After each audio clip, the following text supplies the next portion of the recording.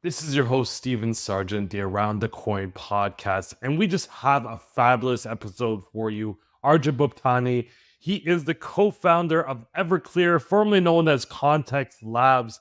These guys are building the clearing layer for Web3. So think about it in the traditional sense, you have Visa that clears through all these different banks. These guys are doing it in a decentralized way to solve some of the Web3's biggest problems, which is decentralization, interoperability, scalability of Ethereum.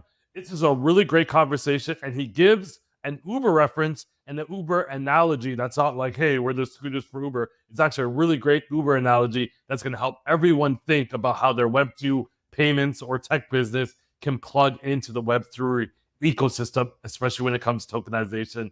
Listen to this, and it's a really great technical episode. I try to bring it down to my level to help everybody out because I am not that technical co-host, but I'm getting better. Hope you like this episode.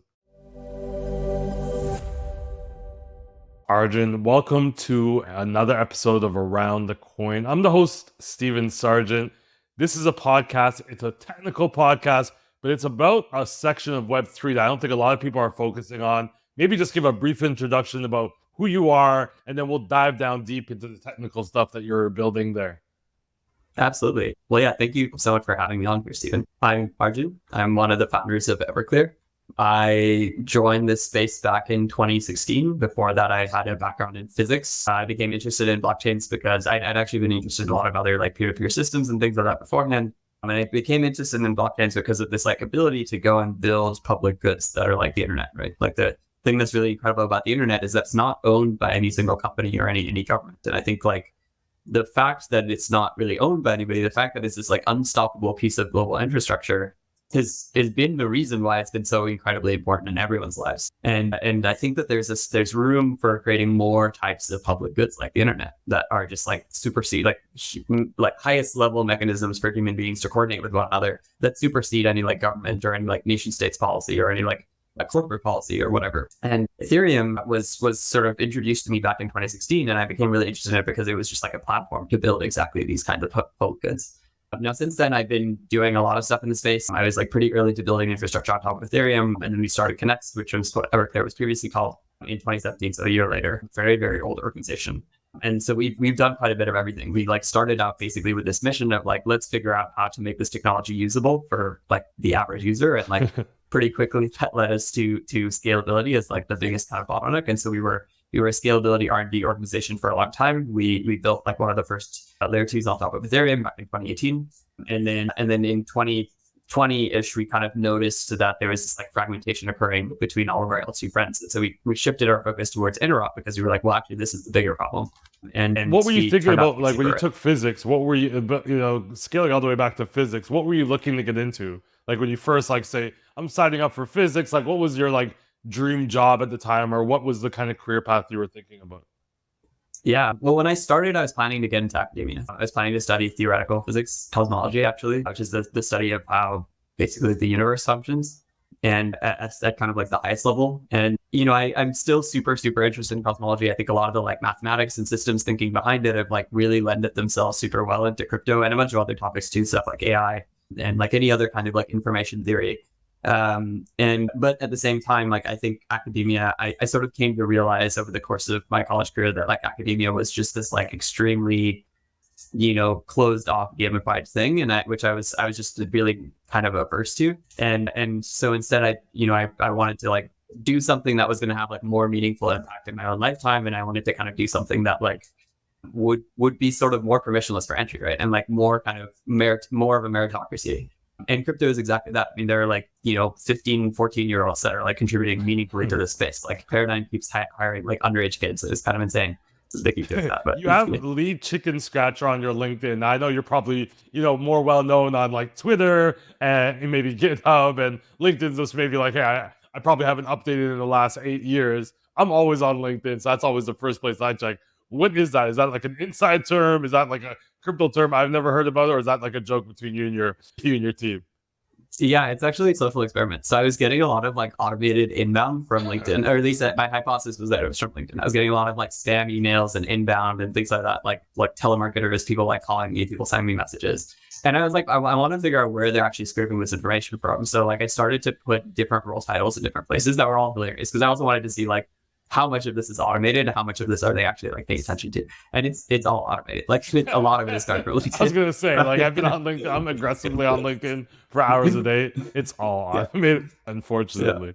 So yeah, I occasionally still get a lot of emails from people. Like now, I managed to spam filter a lot of them. So I set up spam filters based on this term, which is great. But I used to get a lot of like spam emails being like, "Hey, we noticed you're the lead chicken scratcher at No, that's Next." And so like, hilarious. I love it.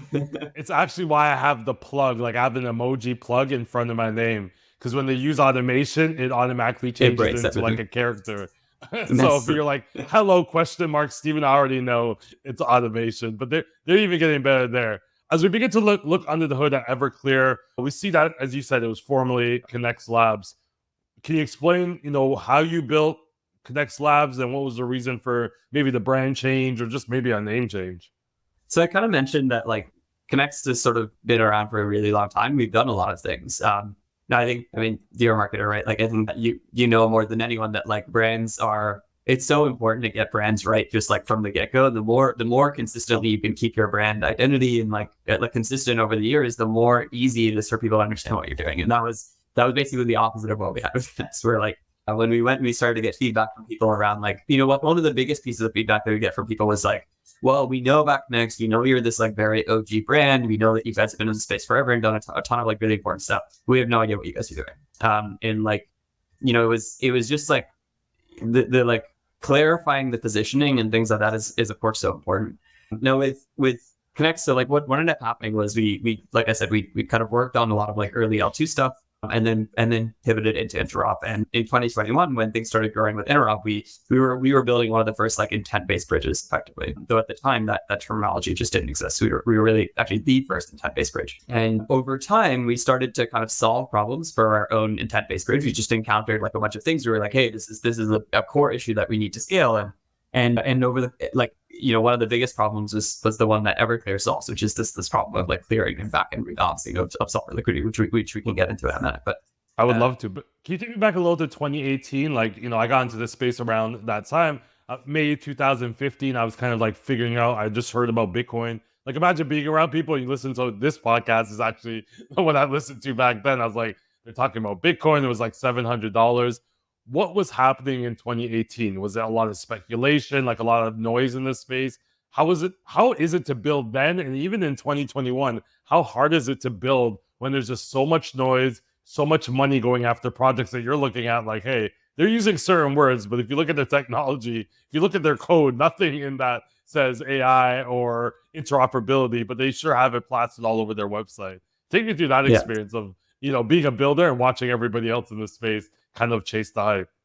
Yeah. So 2018 was basically immediately after the like ICO bubble burst, right? Yeah. And if you talk to anybody that was around in that time, they'll say the same thing, which is that it was just like a magical time. Like there were really very few people in the space that were actively contributing. I would say like less than 1,000 that were actively like doing stuff. And like we all knew each other really, really well. I mean, we all still know each other really well. And 2018 was like when there was 2018 to 2019 was when there was like the peak of kind of research and discussions around layer 2 scalability and around like what is going to be the future of Ethereum scalability. And so that was like the number one topic. I think everybody like you basically had like all of these ICO driven organizations that had raised a ton of funding but like didn't have any way to kind of go to market until this was solved.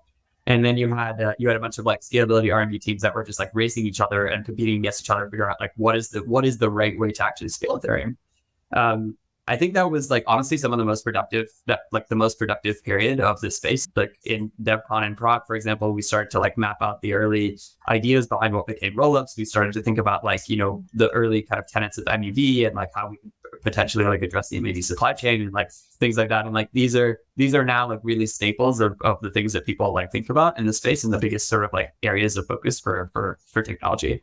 I think one of the other things that was really interesting that time was that there were no market signals, right? So you had to be this was part of the reason why it was so special is like you had to be a special kind of crazy person in order to be in crypto at the time because like nobody had PMF. There was like, like when we built our scalability system, it got some traction and we were basically building like a payment scalability platform, right? And we got some traction in partnership with a project at the time called SpankChain because they were the only project that had a lot of traction at the time. but it I wasn't a remember lot. Spec. Is that the one that was like kind of like OnlyFans tokens, or like for the adult space, kind of like tokenization for the adult space? Exactly. Yeah. It was like a payment processing platform, only like streaming platform and a bunch of other things all like Whatever kind of happened lumped to that? into Is that one. still around? I used to hear a lot about it Yeah. back then. I haven't heard about it lately, but I guess OnlyFans, people don't care now that OnlyFans is out, and credit card companies are definitely processing those transactions. Exactly. Yeah, I mean, it still exists, but I think unfortunately, and this is just true of everyone in the space, right? Like everyone had this thesis around payments, but payments just didn't really take off. It wasn't until like 2019 that like things like people were like, okay, Uniswap, this is interesting, blah blah blah, and then 2020 was when like DeFi summer happened, and folks realized, oh, okay, there's actually a market here. And that was when things started to change. But yeah, up until that point, like because there were no market signals, it was kind of hard to tell like what are the most important things to work on aside from scalability. So there was a lot of like attention going towards scalability, and honestly some of the most like brilliant minds in the space working on that problem, which is awesome. And then you fast forward to 2020, that was like 2019 was when the first kind of like basically several projects really hit upon rollups at the same time. And 2019 was when like everyone started to like actively work on rollups as a design. And 2020 was sort of when like everyone, like at least we kind of started to realize, okay, well, there's going to be fragmentation between all these rollups. There's not really like a way around that. And then 2021, like that was when that thesis sort of came true, right? Like the space started to expand really quickly. Like all of a sudden, liquidity got fragmented across like Polygon, Binance Chain, Ethereum, like XDAI, and then later that year, arbitrum monopolism, and all of a sudden, bridging went from being this thing that was like not at all on anyone's radar to being one of the most like fastest growing like space things in the space, which is pretty cool. And you mentioned scalability, and I'm assuming that has a lot to do with like clearing, right? So, what is clearing? Like that's what Everclear does. It's a clearing layer. What is clearing in Web two? Maybe maybe level set us like what does clearing look like in Web two, and then you can discuss how it's evolving with your company and organization going forward. Yeah. So in traditional finance, clearing is the process, basically everything that happens between like when a transaction is executed. So like, for example, right, when you go and you pay with a card using Visa at a grocery store, everything after Visa authorizes the transaction, which means that, you like the merchant gets told, hey, like this payment went through, and then they give you your groceries or whatever. So everything from there up until the point of settlement, which is when the funds are actually moved from your bank account. Now, in traditional finance, these things are two like totally different points in time, and like there's often hours, sometimes days in between those two steps. And in that time, there is a lot that happens. For Visa, for example, Visa is aggregating all of these transactions that are being made all around the world. They are then consolidating them and netting them, which means that they are basically taking that, say you and I make like, say I pay you, or like I'm at Chase and you're at Bank of America, and like I'm paying you, but then there's also a bunch of other people paying like in the opposite direction from Bank of America to Chase. Those things can kind of be netted off, right? So like Chase and Bank of America don't need to send funds back and forth to each other. They can just keep the funds and just update their balances. So Visa basically does this whole process of figuring out how do I most optimally settle? And then they give instructions for settlement to all the banks so that banks can then start like actually sending money to each other and or just updating account balances. This is also true in like the New York Stock Exchange. It's true for like a ton of other kind of financial systems around the world. In crypto, clearing doesn't really exist yet. It didn't need to exist when we were on a single chain. And the reason for this was just like, when you submitted the transaction, it was mined into a block, like it's in the block and it's settled at that point, right? But now we're working with this asynchronous environment where there's many different chains, and like settlement actually has a slightly different meaning, where it's like I may want to like make a transaction happen across chains, and I may want that to happen instantly, but the amount of time it takes to actually have communication between chains is longer. And this is something that we've sort of observed is like, and this is kind of the reason behind this model that we call it, that is now generally called intense, and that we've been working with for a while, is like it costs money and takes time to send secure messages between blockchains. Like security costs money. Fundamentally, that's just a fundamental axiom of the space. It's like if you want security, you have to pay for it, right? And this is the reason why Ethereum is more expensive than like, I don't know, like some other longer tail chain where that is not very secure. And so I think like given that, we sort of realized, okay, there's a need for something similar in this space, where like when you use Intense, which is a model of transacting across chains, where instead of me making these transactions, instead of me having to bridge, You, Stephen, as like a service provider, can go and just like do things on my behalf. So for example, say I want to go and deposit funds into Aave on Optimism, but I don't have any funds on Optimism. All my funds are on Polygon. What I can do is just tell you, hey, I'll pay you, $1,000 on Polygon if you go and deposit $995 on Optimism into Aave. And so you, as a service provider, like who's holding liquidity on Optimism, it's like you're happy to do that because you're earning fees from it, right? The question here, and this is the interesting and open question. So this is, by the way, at a high level, this model of I want something and then I pay you to do it is like super common. It's like it's an abstraction, like a system level abstraction that exists everywhere, right? So like this is how Uber works, where like instead of me having to find a cab driver, I ask Uber, find me a cab driver, and then Uber finds the right person who is like closest to me and is going to take me somewhere for the lowest amount of money.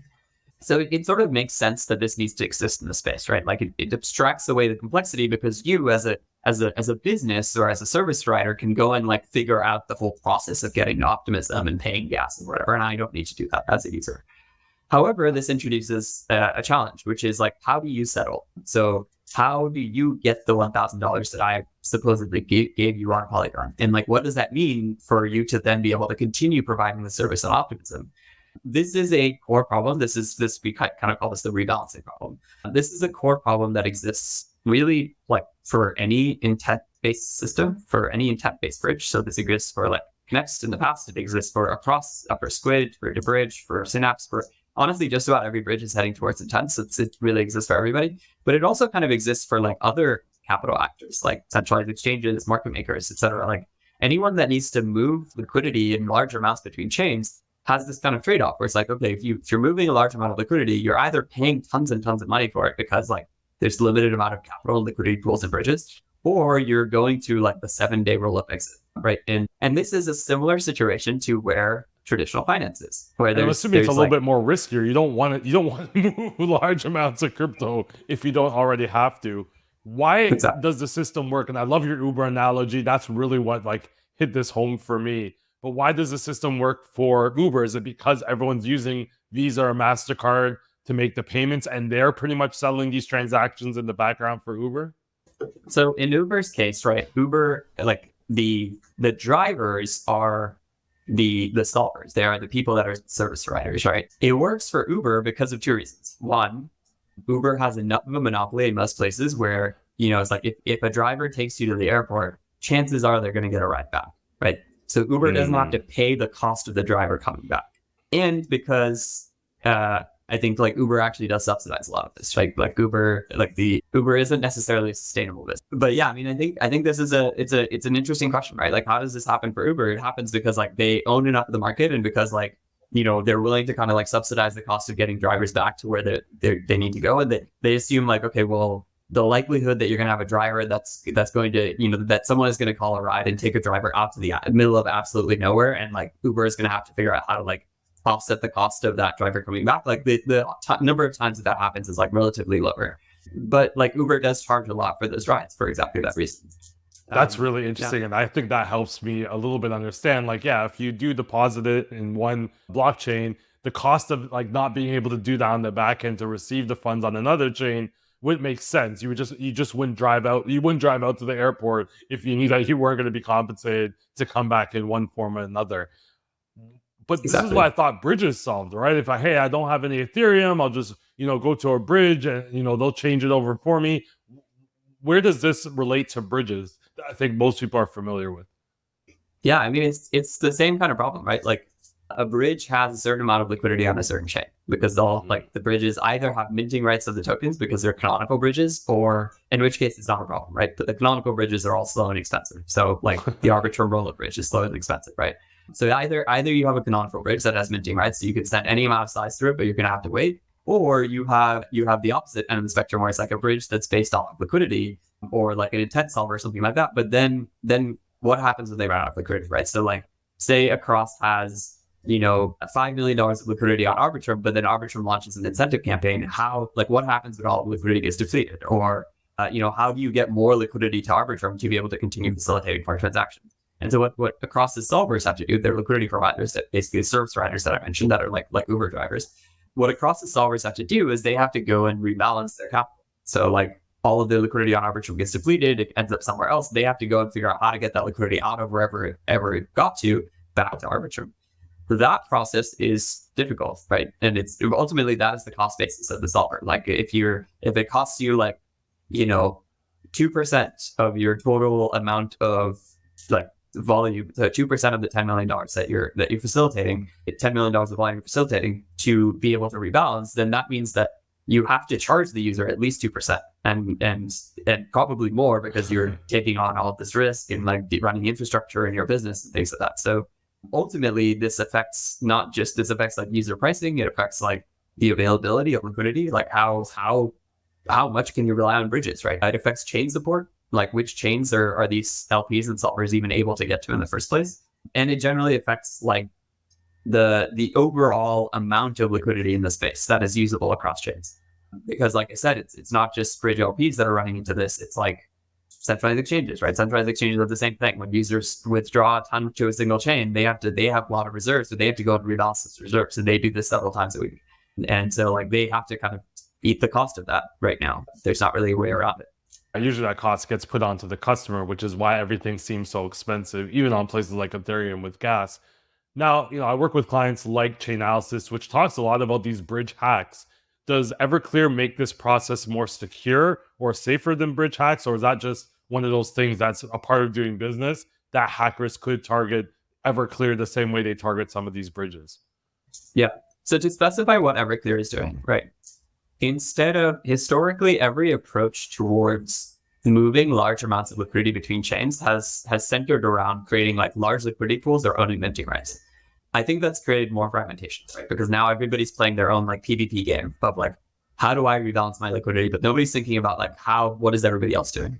What Everclear is it as a clearing layer, what Everclear is doing is it is after like the execution of transactions that are going across chains. So like after a bridge gives the user funds, for the bridge LP, Everclear is helping that bridge LP figure out how can they settle, how can they get funds back in the most optimal way possible to whatever chain. And so what Everclear does is it's a platform that allows, like, say you're an LP for Across and I'm an LP for Squid. It allows, and like you have capital on Arbitrum, but you actually need it on Optimism, and I have capital on Optimism and I actually need it on Arbitrum. What Everclear does is it allows us to negotiate with each other to find coincidences of wants for any number of people in a totally decentralized way, which is awesome. Like it allows basically any number of people to work together to figure out how can we all just like swap funds with each other, kind of like I said with Visa and like the Bank of America versus Chase case. It's like instead of having both of those banks kind of send funds to each other in opposite directions, we can just get instructions to be like, okay, well, actually, like we could just leave our funds where they are and just kind of like swap them with each other on the same chain. And this is huge, right? This basically, like in practice, when we look at the amount of basically when we looked at the data, we found that about 80% of all the flows between chains net off on a 24-hour basis. So that means out of every dollar that you send into like Binance chain, for instance, in the same time period, 80 cents flows out. And so that begs the question of like, well, why bother sending a dollar into Binance chain, right? Only send 20 cents into Binance chain because that's actually the only amount that you actually really need to send. And in practice, like I think this number is way higher when you start to consider like, off market flows, like things that are not in the public. So things like centralized exchanges, OTCs, like market maker inventory, things like that. And we think it can be like over 90% of all the flows between chains just doesn't even need to exist in the first place. Does this also help with like the centralization issue? Because then if this is happening, you're bringing together decentralized parties, but in the way that it could happen now is like, okay, you only have a few of these, protocols or organizations or LPs that are doing this specific service. Technically, they get to charge whatever they want to, and there might not be as much transparency in regards to it. It's more of a monopoly, like the banking situation here in Canada. Yes, exactly. This is a big draw. Is like one of the reasons why we headed in this direction is because until now, the prospect of being like a solver for one of these bridges was completely impossible for like an average user, right? For like even someone who is like running infrastructure and stuff like that. And it was just because like, in order to be able to balance your liquidity and manage inventory across chains, you had to be a market maker. So the only people that were doing this at scale very profitably were like wintering it.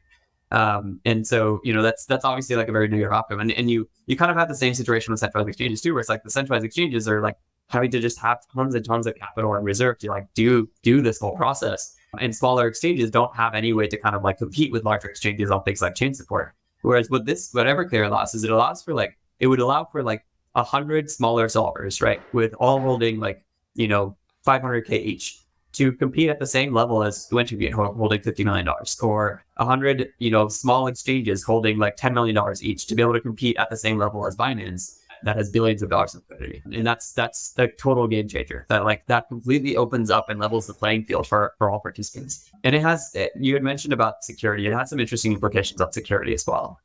So I kind of mentioned earlier, like where does the security risk come from in this stuff? I think a big part of it is like there's just a trilemma around this, in the same way that there's a trilemma around blockchain scalability, right? Where you can have bridging that is like fast and cheap, or you can basically have bridging that is fast or cheap or secure. But basically two, right? Exactly, yeah. And I think the issue is like security, as I mentioned, kind of security costs money, right? Like you need to introduce more. You either need to introduce more latency to have additional checks or additional time to like batch up a bunch of transactions in order to be able to make like each per transaction like very cheap, or you need to be verifying every single transaction that goes across chains. And today, most of both today and in the past, like most of the bridges that we're using like security mechanisms to like send a message between chains are doing it pretty custodially or doing it via multisig. And the reason for this is that like people are trying to send messages, like I don't know, 10,000 messages a day or something like that, right? And like that's not scalable. Like if you, from an objective security perspective, if you wanted that to be verified by like a consensus set that looks like Ethereum, that would cost you like millions and millions of dollars a day to do.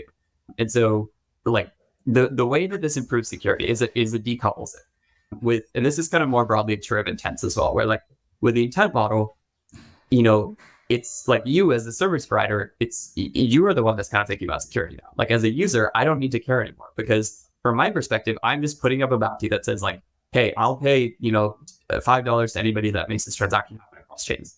You as the service provider are going to do it immediately, but then you're the one that's on the hook because you have fronted your own money to make this transaction happen. Right? And so you're the one that's thinking very deeply, like, okay, what does the security of the underlying system look like? And as a business or as a service provider, you're way more well equipped to think about this, because you're doing tons and tons of these transactions every day, rather than the user that's just doing like one or every occasionally. And so I think like this will have really positive impacts on security in general as a broader movement in the space. And also just like, I think decoupling like user transaction execution from like a lot of the backend stuff means that you can have projects like focus and prioritize security, and not do so at the cost of like user experience. I think that's like a really, really big change. Now, you've been building on Ethereum since 2018. Are you ever worried about Ethereum's roadmap? Like if Vitalik just says, you know what, we're going to solve this clearing issue as part of our roadmap. We're going to release this, new phase, new bug. Like, are you ever worried about building in a space where, it's kind of like Facebook, like, oh, we came out with Snapchat. Like, oh, okay. Facebook or Instagram just steals that feature. And now Snapchat's like, okay, what do we have now? Do you ever worry about that when building in a space that's always evolving so quickly? Yes, I do. So like my first project in this space back in 2016 was basically doing gas abstraction. So it's still something that is unsolved today and that people are thinking about. And we stopped doing it. And part of there's a bunch of different reasons, but one of the reasons we stopped doing it was because in 2016, 2017, the Ethereum announced that they were going to include native gas abstraction within the protocol. That was like something that was like planned for the hard fork that was happening that November. And so we were just like, okay, well, it doesn't seem like there's a business here anymore, right? Like there's not like, if it's built into the protocol, then like why would anybody use a service that's helping accomplish the same thing? Now, in practice, it didn't happen. So that's quite interesting. It turned out to be quite complex to introduce something like that at the protocol level. So there was actually no reason for us to stop doing it. In fact, gas abstraction still is like one of the most interesting businesses that people are running on top of crypto today. But more broadly, I think one thing that it taught me is like, in general, this stuff is super complex. Like protocolizing, like protocolizing things into Ethereum is like a valid strategy to help like consolidate, fragmentation and things like that. But then it like kills businesses, and then it pushes people away from Ethereum, right? So I think like the kind of key stakeholders that are helping to decide Ethereum's like development roadmap are aligned in the sense that they recognize that like Ethereum can likely only like do one thing really well, and that trying to focus on doing too many things is likely going to lead to like underperforming on all of them. And at the same time, like trying to like, capture a lot of this into the protocol means like potentially alienating L2s, potentially alienating a bunch of other projects. But beyond that, I mean, look, like if there is an easy way to protocolize this stuff, then like that should be the way that it happens, right? Like from my perspective, like I don't know, we've been in this space for a really long time because we really believe in the technology, and we really believe like in like the outcome and like helping create that impact. Like if tomorrow, like there is an announcement where like Justin Drake comes up with a proposal where there's like this all actually can exist within the base layer, and it can exist without trade-offs, and it can like because the current proposals just have significant trade-offs, right? So like if it can exist in a way that everybody coalesces that like, hey, this is the best option, then like, yeah, why build a Rube Goldberg machine on top, right? Like it doesn't make sense. Like at that point, like we would probably shift our focus because it's just like a better, like more optimal outcome for everybody. That's super interesting. And like, similar to like an Instagram, Ethereum can't be like, oh, look at this Clubhouse thing. It's really popular. Let's embed that into the system. Like you can't just chase every shiny object as well when you have a specific core function that's working relatively well for everybody. And then, hey, if you want to offer your specific things, like I think that's why Ethereum was built, for people that want to do specific things. They have an underlying foundation that they can do that on that is secure, and then they can choose to build on top of it. Is there any kind of market shifts that you've seen that kind of push people to Everclear? Like we saw decentralized exchanges and DeFi in general skyrocket when FTX and Celsius went down, and people were like, hey, maybe centralized exchanges shouldn't be trusted as much as they are right now. Let's dabble into decentralized exchanges. Is there any things that you see or trends that you see where people are like, hey, we need Everclear more than ever, or things that you're like, hey, we see a use case, it hasn't come to fruition yet, but we can see Everclear solving this problem as people are building out on these protocols? Yeah, absolutely. I mean, I think like a big part of Everclear, this is something that we've tried to answer, is just like the why now, right? So there's a couple of different reasons. One is I think the space has finally achieved the level of like maturity in terms of like flows and in terms of like different kinds of actors in the space where like clearing and netting is actually something that is valuable. A year ago or even a year or two ago, I'm sure that data would not have showed that 80% of flows net out. I'm sure it would have been much, much lower. So I think that that's like a really, really positive trend. But so that's like one thing that makes it possible today. But then the other thing that makes it just very needed is like, they just chains, right? The number of chains is rapidly accelerating. There's like 63, 64 chains live today. Rollups. This is just like rollups building on top of Ethereum. So this is not including like all of the rollups building on top of Celestia. It's not including like all of the like Cosmos app chains. It's not including like, just Solana and like Sui and Aptos and anything else like that. And like, when you include all of that, it's like, 150 plus chains that like are actively being built and like are or in some sense live and like have users. And then you're talking about like, an additional several hundred that are going live that are in the pipeline. We've been talking to like roll up as a service providers and like some of the chain teams to figure out what do their pipelines look like. And it's huge. Like I think people are really not ready for what the world will look like, even in like 6 months, where there's going to be just this massive, massive explosion of new chains coming online. I think chains and chain related growth and like basically people building app chains, right? So like a Web2 company comes and like builds up recently, for example, Gelato, who is a close partner of ours, and then they also have a roll up as a service product. They announced a collaboration with Fox Media, the news organization, where Fox wants to like go and build a chain that can act as like a neutral ground for different media companies to be able to like basically historical news such that you can ensure that news just isn't changing, right? Like it provides like a level of like tamper-proof transparency that can help to fight a lot of the misinformation that exists in the world today.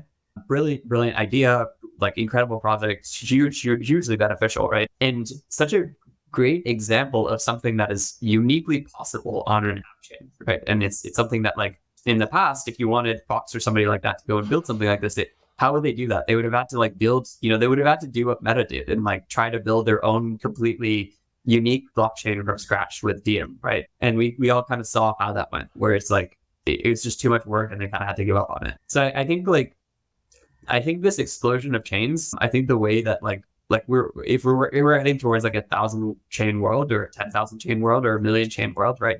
What will it look like for bridges to support all of them? What will it look like for centralized exchanges to support all of them? This like liquidity fragmentation problem behind the scenes that is like specifically what Everclear solves just gets exponentially worse. Like it's to the point where I think this whole space becomes unusable unless something like Everclear exists. And what's interesting, you mentioned Vox, and that's funny because that's where my brain was going. I see a lot of these like private Web2 companies are like, hey, we want to do this thing. We need our, and we had somebody from Aptos, I think it was Aptos Labs, talking about Cosmos and what they were doing there. And that's exactly it. All these companies are coming up with their own side chains or app chains. But for you, if like collaboration is such a big thing in this industry, so if Vox Media wants to now collaborate, let's just say, CNBC has their own chain, that's so hard to do, especially if they both have their own tokens. Is that where you kind of come in place where, hey, you guys want to exchange tokens? We have the ability to do so. And hey, if everyone wants to leverage, maybe like Sushi Swap or something else, you'll have that ability to do so, all in decentralized nature where you don't have to go through these bridges. Would that be the ecosystem that you're thinking that's going to be used within the clearing layer? Maybe. I mean, but I think even more basic than that, right? Like if you want people to like that's I'm glad that wasn't basic because yeah. I'm not technical, so I'm like, oh, like my imagination's running wild now. Yeah. Well, I mean, just like even the absolute basics of like, well, how are you going to get USDC to Fox chain in order to be able to allow people to be able to do things, right? Like, ideally, like you could easily imagine that like this, like, what is the incentive for these news organizations to post on this chain? Well, like you can imagine that they're receiving some sort of payment from something, or like they're going to try and like find ways to monetize this, right? And so, how will they do that? How will people bridge into the chain to monetize it? It's like an interesting and open question, and like.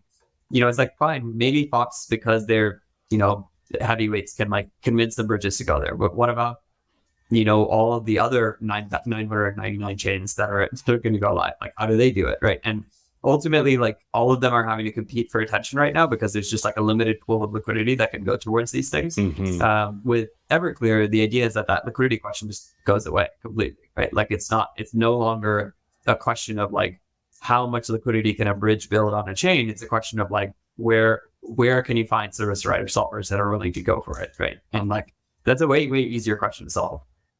And even if they came up with their own token, unless that token is listed on the exchange, they're kind of their hands are tied, or it gets pretty expensive for somebody that's making, I'd say, micro tokens for making a media post or something like that to be able to now, hey, how do I cash out? Is that your point, kind of thing? They need somewhere else that they can kind of cash out these tokens that are not going to be popular enough to make like a Binance or a Bitfinex or a CoinDesk or Coinbase. Yeah.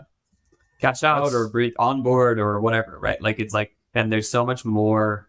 Like the reality is like the value, like the blockchains are mechanisms to like track and coordinate around values, right? Ultimately, how you define value is an interesting question where it doesn't necessarily have to be monetary value, but it ultimately, like blockchains are useful for things that are valuable because you have to pay for them to use them for things that are valuable. The relative value of those things can be low for things like games, but it's still like a resource that you need in order to be able to like do things in the space. And so the question is ultimately like, how do you get that resource? How do you actually like onboard to these ecosystems? How do you make it so that like, I can go and, do something on, some longer tail L3, like Treasure Chain or something like that, right? Like how can I make it so that like as a user, like I want to go and use Treasure Chain's app, I don't have to like think about bridging. I'm just able to just use the app, and I'm not having to pay like a significant amount of money to do that.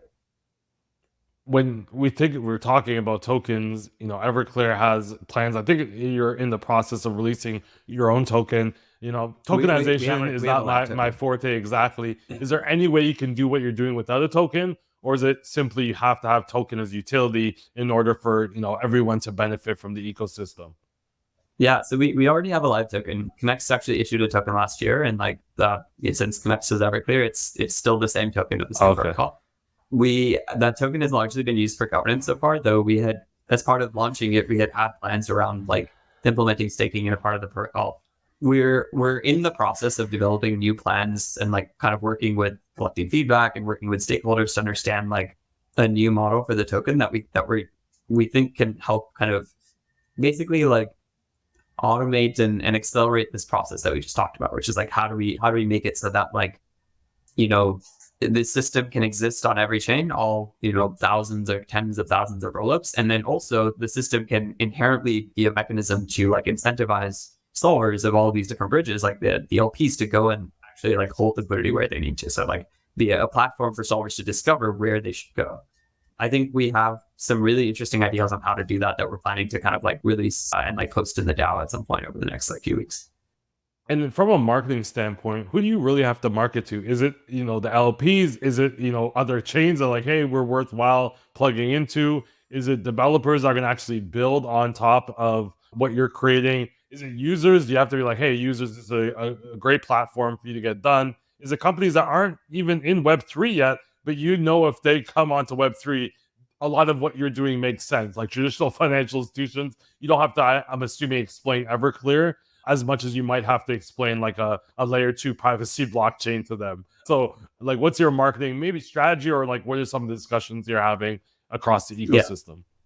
So we have a few user segments. There's basically like demand side and then kind of like supply side ish. The demand side or like people like folks who are kind of driving volume into the system are, as we mentioned, intent solvers. So like the like organizations independently that are like making these transactions happen on bridges and then need to rebalance.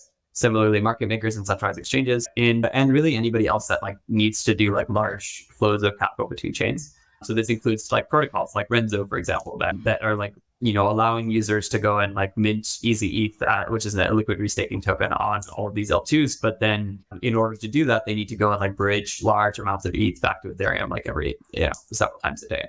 And so, yeah, like I think any kind of like actor that is making large value transactions between chains, like one very simple way to think about Everclear is that's going to be like there's going to be a slow but very efficient like bridge for large value transfers. And then the other side of the market is like, you know, is going to be asset issuers. So like, you know, like Circle, Maker, Tether, etc. Folks who are like issuing tokens in order to, and like want those tokens to be available on every chain and like want to be able to like work on unifying the backend liquidity of their tokens. And this is especially true in cases like USDC, where like there's a bit of a fragmented backend, right? Like USDC is used using liquidity, using bridges in a bunch of places, but there's also CCTP, which is like, you know, US like Circle's own mechanism for minting and burning USDC. But CCTP is only supported on a small subset of chains versus like the total number of chains that used to. So it's like, how do you reconcile those things? How do you negotiate connections to chains where there are CCTP, but from places where there isn't?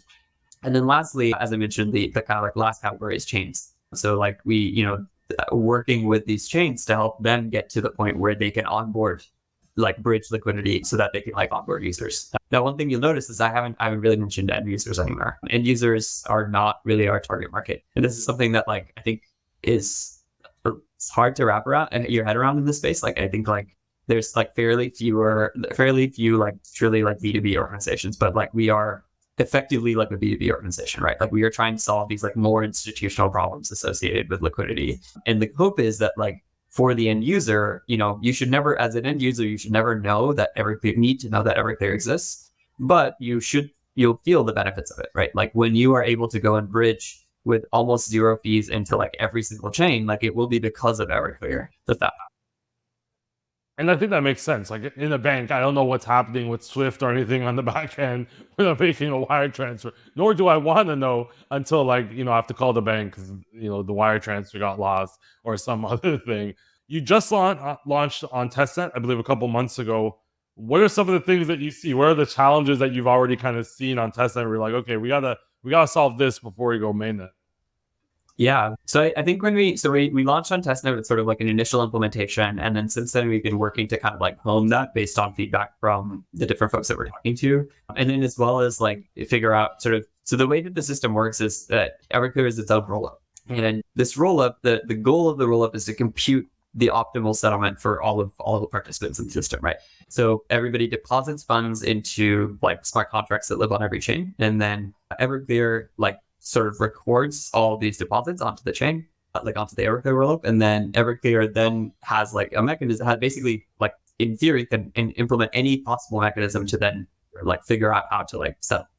Now what we needed was of course like a V0 implementation or V1 that like is something that can be good enough to get started with, and then eventually can be improved on by opening this up to the public and allowing people to define their own settlement mechanisms or their own kind of like clearing strategies is what we call it. And so the initial kind of clearing strategy is a Dutch auction mechanism. Basically, Dutch auctions are like single-sided auctions where you kind of start at a high price and you go down, and then you kind of keep going down until someone says they're willing to like purchase the item, right? And so in this case, like, you know, when I put liquidity into the system, like my liquidity is auctioned off where like initially it's like at a 1-to-1 basis. So if I put in like 10K, basically the system looks for 10K available. Like, and I say I want it to settle to optimism, the system looks for 10K on optimism. And if there is 10K, it settles immediately at 10K, right? So like that's the kind of 1-to-1 netting that is happening. And as a solver, I'm paying effectively no cost minus some system fees for that. However, that's not always going to happen. And so the system sort of like decrements when, if for example, there's no liquidity available, the system will like continually decrement the like face value, the face kind of price, not the underlying value of this invoice is what we call it, but the face value, the purchase cost of the invoice. So like, you know, at, you know, 20 minutes later, it might be at like $995 or something like that, right? And or $9,995 or something like that. And like as someone else that is just observing this can go and arbitrage. They can go and purchase this like invoice for $9,985 and then basically get $10,000 out of that, which is pretty sick. Now, the building that and sort of like thinking through that has taken some time, and it's something that like we've been trying to really like get a lot of feedback around, because nobody's ever built a system like this before to like solve this kind of problem. And so like a lot of it is trying to like, we're working with like several teams on like modeling, you know, to figure out like, okay, how does this system behave in a variety of different circumstances? And we're talking to like market makers and folks like that to be like, hey, can we provide assurances that like, you know, if there's nobody that's willing to arbitrage this after a certain point, like you will come and like arbitrage it yourself, because there's profit motive here, but also like we want to make sure that that's just like, you know, it's just there from day one. Almost like real estate agents where they're like, hey, if I don't sell your house in 60 days, we'll buy it for cash, because they know they can buy that at least a value that they're going to make some kind of margin. And this is kind of like an arbitrage where you're like, hey, man, if I'm getting 90 cents on the dollar here, there's 10 cents in there where I'm making a profit. I still have the, you know, effort of, you know, holding that now if nobody else wants it. But hey, I just made theoretically 10 cents if I can figure out a way. So I'm assuming market makers, it's attractive. We're like, hey, we hold everything. We kind of move it around. This is nothing for us. We just got cheap. We just got a cheap invoice. Like for them, it makes sense, right? Exactly. So we are now kind of done with all of that process. We've like really worked a lot to try to sort of piece this together and make sure it's kind of done right from the get-go. We're kicking off audits tomorrow, which is awesome. Awesome. Congrats. Yeah, thanks. And then I think from here, we're just sort of at the mercy of you know, security gods, like our auditors. So like, you know, we're kind of optimistic because we've been like followed a very like security minded process, but at the same time, like, you know, this is again a system that like in theory handles a very, very large amount of flows, and so it just needs to be done right. Like it's something that like we can't really like accept any form of like rush or imperfection. We're like from here on out, the main thing that we're focused on, aside from kind of like shepherding the audits and things like that, is going to be around like gearing up for the mainnet launch. So we've already been working with like a lot of the other bridges that are out there to kind of like get them set up. The goal is to be like working with as many people as possible at launch, and we'll be sort of announcing these partnerships on a rolling cadence leading up to when the whole system goes live. That's awesome. Is there also a fear of not just security, but of like someone trying to game the system, especially if you're doing a Dutch auction? Or is that kind of where you need to make sure that certain market makers will come in at a certain amount to make sure people can't really game what you're doing with the Dutch auction? Yeah, it is definitely a concern. And that's the part of what we've been trying to do, is just like really think through a lot of this very deeply to be like, okay, what are the possible cases? What are the possible ways in which people could try to like slip rope the system, right? So like, for example, one thing that we were originally super concerned about was like, well, what happens if someone just like, on the one hand, like we want to make it so that this system is like very conducive to making large flows of large transfers between chains, right? But at the same time, what happens if someone just deposits $100 million into the system? Like, how does the system respond to that? Well, like if you're kind of following this like Dutch auction mechanism, right? Like, and it's everything is sort of queued, right? It's like you make a deposit earlier on, you're going to be ahead of everybody that deposits after you. And so one of the open questions was like, well, if somebody deposits like $100 million, does that just block everything for indefinitely until there is $100 million in liquidity? Like, how should that be handled, right? So you have to think about like these kinds of like cases a lot to get to the point where we're like, okay, well, we feel like this is a system that can exist in isolation, and like, if people are anonymously depositing into it or doing things with it, it's not going to we're not going to have unexpected behavior. People are going to be able to exit the system if something goes wrong and things like that. Awesome. What else are you looking forward to? You pretty much like shared some of the roadmaps. Is there anything personally? Are you a degen in anything? Are you on Polymarket every night, like kind of betting on the betting on the the presidential election? Like, what are some of the things that interest you outside of this, or is like 100% of your attention on testnet right now? Yeah. I mean, I think in general, like, I have a deep interest in a lot of the topics in the space and spend a lot of time like thinking about them. Some of the things I've been thinking about a lot recently are like governance, how we can kind of like improve on governance processes. This is especially in light of like what's happening with the presidential elections. It's like, this is clearly like a failure of the current political system. And it has been an ongoing failure of our current political systems that like you continue to produce like candidates where everybody's like, okay, well, both of these suck, but like which one sucks less, right? Like that's not, I would like to hope that like, after tens of thousands of years of societal evolution, like we can get to the point where we're not just like settling for what is like an acceptable outcome, and instead excited about like, this is going to be something that meaningfully improves the world. And I think there are ways to get there. I think like crypto is potentially the answer to that, where, I've done a lot of like work around governance in the past. And like, I think, one of the things that crypto, or one of the things that Web3 sort of enables is the ability to massively reduce the costs of coordination of governance, right? So instead of having to have like governance be enforced by, so in any kind of like coordination system, how do you keep people honest is like really the big question, right? And like, I can come up with any arbitrary rule set to define, okay, this is how we're going to govern our like, society of like 10,000 people or something like that. But the open question is who enforces it. And so what you have to do is you have to have some security provider, someone who you're paying to enforce certain outcomes, right? And like the really fantastic thing is like with blockchain, and like then the question becomes, well, like how does that security provider stay uncorrupted, right? How do you ensure that they are not going to like go to the highest bid, or how do you ensure that like, I as the person that's like implementing the system don't just like convince the security provider, hey, like also but create a loophole for me. And this is unfortunately this is simplification, but this is actually like how the government works today, right? Like, you have like, like political parties going and like saying something that they like promising something as part of their like campaign, but then like all of that gets washed out by like money coming in from like corporations and things like that are like, hey, we're going to bribe you. We saw that a lot like, during the pandemic, right? There's PPP providers. All of a sudden now they're like, yes, we must mandate. And then all of a sudden, magically $43 million is going into their husband's bank account a few weeks later. It's like, yeah, it kind of does need to be implemented, but they're making sure that there's back-end deals where they're actually going to profit from the implementation. Yeah, it's fascinating because it's like there's a lot of the divide in political discourse today is centered around the fact that, like people in the right wing look at this and they say, oh, that's socialism, right? Like that is government getting deeply involved in people's business or in like, regulations. And by getting super deeply involved and by like reallocating resources towards these programs, like you are not letting the free market figure things out. And so as a result of that, you're like causing like inefficiencies. And then on the other side, like you have like left-wing people looking at this and being like, no, that's capitalism, right? Like you are explicitly allowing people to bribe the government. And because you're bribing the government's now like creating laws that don't really make sense. And like both of these things are true. Like, like it's not just a left versus right thing. It's like, it's just like it's an entirely broken system is what it is.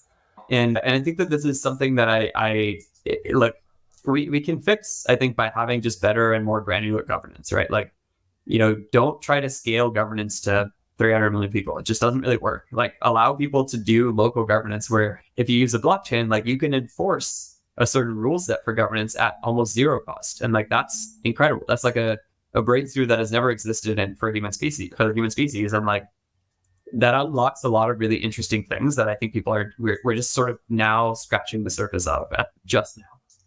And who better to talk to than the lead chicken scratcher? Exactly. when we're scratching the surface of that. Where can people get in touch with you? Probably not LinkedIn, the best place unless they come correct. But where's the best place for people to get in touch with you, Arjun? Yeah, I mean, I would recommend hit me up on Twitter is a really great place. My Twitter handle is Arjun Bhuptani. You'll see the spelling in the show somewhere. And then I think you should also, I strongly recommend, if this is interesting, you should check out Everclear. The Twitter handle is @everclear.org, and the website is everclear.org. For more specifically, if you are building a bridge or any kind of project that is doing stuff across chains and you need to find ways to think about how to actually onboard your users from anywhere, come and talk to us. I think this is something that we have now been thinking about for 4 years, really longer than anybody else has in the space. And we are trying to help push this whole chain abstraction intent space forward and to try to support projects and helping to understand what does it actually look like to have an application that is accessible from anywhere, where users don't ever need to think about what chain they're on. So yeah, hit us up. I love it. And, to be quite honest, I've looked at a lot of websites, documentation. That's not my strong suit. But I have to say, Everclear was very, creatively designed. The website is perfectly designed. Some of, the way you broke down the phases and the different players actually makes a lot of sense. And I know there's going to be a lot of technical people that you're selling to, but a lot of times they have to get their investors or their board on board, and they need to really dumb it down and make it a lot more visual. I love your Uber analogy because that makes a huge amount of sense. So we really appreciate you making it so clear on the website, which is probably something that you intended to do on purpose. Yeah, thanks. I appreciate that. It was a lot of work. I mean, it took months of work for us to be okay, how can we boil down this idea into the simplest possible terms? And it took, unfortunately, I mean, I went and continually was pitching the idea to people throughout the space, partners, investors, just friends, founders of other projects, and just talk, getting on their calendar and talking to them for 30 minutes to an hour, being hey, let's try to talk about this. And I really feel bad for everybody that was on the earlier end of that, because I think our early pitches, the early approaches at trying to explain Everclear were extremely, extremely bad. And it's always fun when you're giving the Uber example, but you're not trying to say that you're the Uber of. So yeah, it's exactly. I love the example where they're not hey, we're the Uber of scooters. And we're or the Uber of sandwiches. This was really great. I think all that work actually paid off, because when people me can see it and then bring in some of the technical aspects, it really does make a lot of sense. And the clearing layer you did a great job of not saying, hey, this is the Web3 version of what's existing in Web2. You really kind of drawn it out to your own kind of path, which I think makes it a lot more clear for people that are getting involved. I appreciate that. Thanks so much. Awesome. This was a great conversation. And we hope once you go live, we'll have you back on and you can tell us what's going on since you've gone live. Absolutely. Yeah. Awesome. Thanks so much.